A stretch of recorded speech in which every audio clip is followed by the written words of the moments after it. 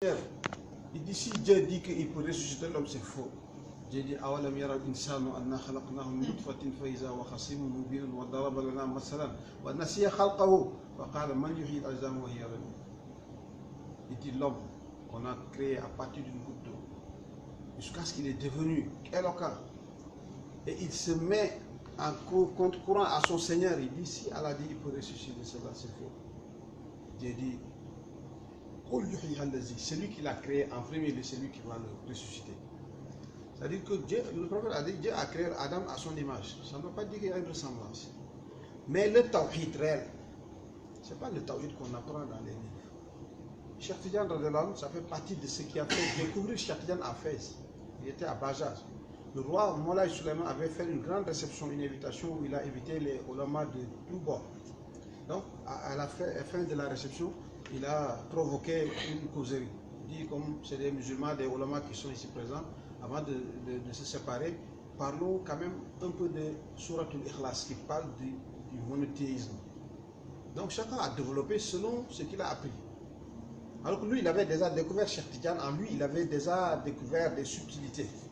Donc il voulait les mettre à la découverte. Quand ils ont fini, il a dit, nous sommes avec notre frère, c'est un jeune, et comme il est dans l'assistance, on lui permet lui aussi de prendre quelques mots. Quand Cheikh Tidiane a pris la parole, il a dit, depuis tout à l'heure, on parlait de Tawhid. Tawhid, ça veut dire unifier. Il dit, si toi, tu es l'unificateur, Dieu est l'unifié, il dit, mais il y a deux réalités. Toi, l'unificateur, et Dieu l'unifié. Il dit, il n'est pas encore unique. Tant que toi-même tu es là, il est là, il y a une cohabitation, il y a une coexistence. Alors que Dieu, Wahdahu, il est seul. Dans son essence et dans son existence et dans ses attributs. Ça, c'est une autre dimension. Il dit le réel, le monothéisme réel et pur ne peut s'effectuer que par la porte du Fanaw, qui est appelé Fanaw, c'est-à-dire l'extinction. On dit l'origine de la glace, c'est quoi? C'est de l'eau. Donc sa fin, c'est quoi? C'est de l'eau. Donc l'origine de notre existence, c'est Dieu. Notre fin aussi, c'est Dieu. Donc c'est parce qu'aujourd'hui, on est conscient de nous, c'est cette conscience qui nous voile de l'essence. Parce que quand Dieu a dit dans le Coran, j'ai créé l'homme à la forme la plus belle,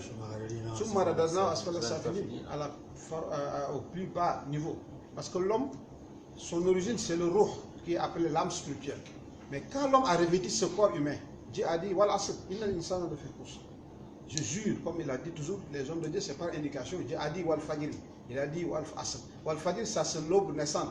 Wal asr, ça c'est la journée qui tire à sa fin. Donc c'est toujours des étapes de l'existence. Cette étape de wal fajr, ça c'est l'homme en tant que ruh. C'est là où Dieu a signé le pacte avec nous, comme quoi, alastu bi rabbikum. Nous tous, nous avons répondu là-bas. Balé, si. Dieu nous a posé la question, ne suis-je pas votre Seigneur? Tout le monde a répondu. Mais qui est conscient de sa réponse aujourd'hui? Personne. Pourquoi? Parce qu'en ce moment, on n'avait pas l'identité, la personnalité, l'ego. On n'avait pas cette conscience à notre existence. Donc quand l'autre disait, je pense donc je suis, la passée est la confirmation de mon existence, mais ce n'est pas ça mon existence. Mon existence précède la pensée, parce que la pensée, c'est la conscience à son existence. Donc, Allah subir rabbikum qalu bala. Maintenant, quand l'homme est venu sur terre avec cette forme arabique, il est insan. Insan, on dit c'est celui qui oublie. Mais insan, c'est lui aussi le khalif de Dieu sur terre. Dieu a dit, nous avons exposé le dépôt au ciel et à la terre, et aux montagnes, ils ont refusé. Et ils ont été pris par peur, de peur. Et l'homme s'en est emparé. Il dit, l'homme est injuste, ignorant. Bon, pour un profane qui explique, il dit, l'homme est injuste parce qu'il désobéit. Il est ignorant parce qu'il ne connaît pas. Mais c'est le contraire. L'homme est injuste parce que l'homme a des dimensions qui dépassent son état adamique. Donc il a dépassé les frontières. Il est ignorant de tout ce qui n'est pas Dieu dans son originalité. Parce qu'on connaît autre chose, qu'on a perdu notre connaissance en Dieu. Maintenant, pour retrouver cette identité, il faut une réalisation spirituelle, il faut un voyage spirituel. C'est pour ça qu'il a dit, voilà, je jure par le temps. On dit par la vie du prophète sallallahu alayhi wa sallam. On dit, peu importe, c'est la même chose. Le temps de Asr, ça c'est un des degrés du prophète sallallahu alayhi wa sallam. Le temps, c'est une étape de l'existence, parce qu'il fut un moment où il n'y avait même pas d'espace et temps. Il a fallu qu'il y ait l'espace, et de là il y a l'espace, et il y a la matérialisation de tout cela. C'est ça qui a été le réceptacle de l'existence qui incarne le vicariat d'Allah subhanahu wa ta'ala qui est l'homme. Tout ça, c'est des étapes, c'est des degrés de l'existence du prophète Mohammed sallallahu alayhi wa sallam. Donc, peu importe l'appellation. Mais l'homme, c'est dans l'étape de Al-Asr, c'est l'être qui a la conscience. Dieu a créé des anges. Dieu a 3 créations. Il y a une créature qui est toujours parfaite. Il n'est pas infaillible. Il y a d'autres créatures qui sont jamais parfaites. Il y a d'autres qui sont parfois parfaits, parfois ils perdent leur perfection. Ceux qui sont toujours parfaits, c'est les anges. Les anges ne font pas de péché. Parce que c'est la nature de leur création. Ils ne peuvent même pas. Ils sont inaptes, même s'il ne leur arrive même pas de vouloir, parce qu'ils n'ont pas le désir. Ils n'ont pas l'ego, ils n'ont pas d'identité. Ils ont assimilé la manifestation de Dieu en eux. C'est comme tu projettes des images sur l'espace, tu ne vois rien. Il faut qu'il y ait une résistance pour que ça puisse se refléter. Donc, l'âge est positif par existence, alors que Dieu est positif par essence. Donc, ces deux positifs, il n'y aura pas de réaction. Il a créé l'homme négatif par existence. Donc, Dieu a d'autres créations aussi qui sont toujours en imperfection, c'est les objets inanimés et les animaux. Il n'aspire même pas à la perfection. Maintenant, c'est l'homme qui est entre les deux. Il est tantôt parfait, il est tantôt en régression. Donc l'homme, il a les facultés des deux. Il a une nature angélique, mais il a aussi une autre nature satanique. Démoniaque. Bon, si vous voulez, démoniaque. Pourquoi? Parce que c'est l'homme qui incarne on dit Alamul Akbar. L'homme est le petit, l'univers en micro. Le microcosme, c'est l'homme.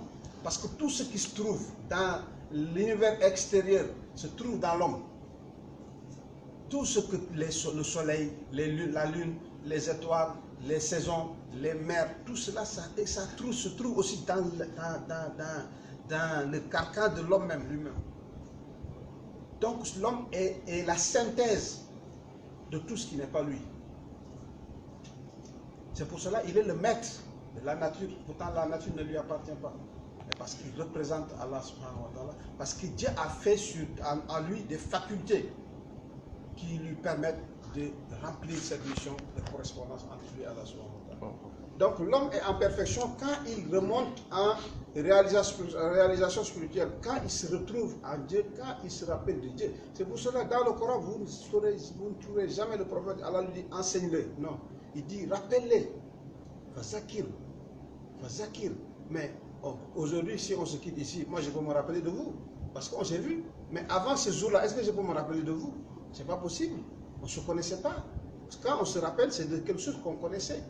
Donc si Dieu dit au prophète, rappelez, ça veut dire que nous tous, nous avions connu. Mais on a perdu cette connaissance parce qu'on s'est connu nous-mêmes et on a au détriment de la connaissance d'Allah subhanahu wa ta'ala. C'est pour cela que Dieu nous dit, revenez. Dieu nous dit, revenez. Donc ce retour vers Dieu, tabaraka wa ta'ala, c'est pas des étapes. D'abord, l'homme, il a une partie externe qui est le corps qui applique l'islam. Il a une partie interne qui est le cœur qui applique l'iman. Il y a une autre partie qui est trop interne, qui est son être même, qui est la particule même de son existence, qui est le rôle, qui applique le ihsan, que le prophète a dit, c'est d'adorer Dieu comme si tu le vois. Ça veut dire que c'est une possibilité. Si ce n'était pas une possibilité, il n'aurait pas le dit. Donc, si tu, à défaut de cela, chasse qu'il te voit. Donc, à défaut de l'eau, il faut faire tayammum. Mais l'idéal, c'est d'avoir l'eau. Mais si tu n'as pas l'eau, tu fais tayammum. Donc, l'idéal, adorer Dieu comme si tu le vois. Parce qu'en fait, rien n'existe en dehors d'Allah. On le dit toujours. Mais le problème, c'est d'en avoir la certitude. La certitude aussi, c'est des degrés différents. Il y a la certitude par l'information, il y a la certitude par l'indication, mais il y a la certitude aussi par l'expérimentation. Donc si je reçois une information, bon, j'en suis sûr, je crois, mais c'est par rapport à une information. Mais quand tu vois de la fumée, ça t'indique qu'il y a du feu quelque part. Mais quand tu goûtes le sucre, tu n'as pas besoin d'explication. Donc c'est comme ça que nous devons vivre notre religion, avoir la pleine certitude. C'est ce que Dieu a dit au prophète sallallahu alayhi wa sallam. Adore ton Seigneur jusqu'à ce qu'il te parvienne la pleine certitude. Les tafsirs disent que c'est la mort. Mais c'est ça. La mort, ça dit que tu perds ton existence au profit de l'existence essentielle. Allah nous donne la bonne compréhension. Allez, on va couper. Là, on va quoi?